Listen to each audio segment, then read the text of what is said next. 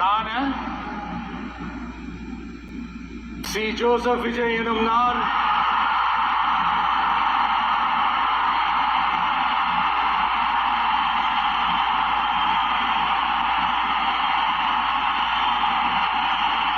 சட்டப்படி அமைக்கப்பெற்ற இந்திய அரசியல் அமைப்பின்பால் உண்மையான நம்பிக்கையும் மாறா பற்றும் என்றும்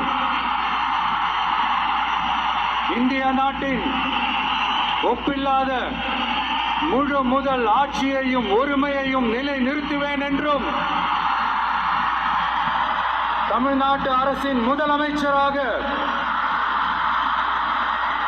உண்மையாகவும் உளச்சான்றின்படியும் என் கடமைகளை நிறைவேற்றுவேன் என்றும்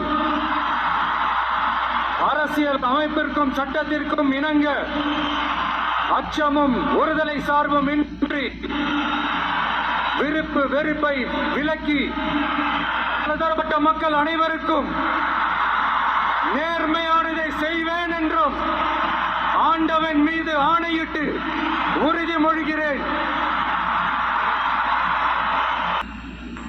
சி. ஜோசப் விஜய் எனும் நான்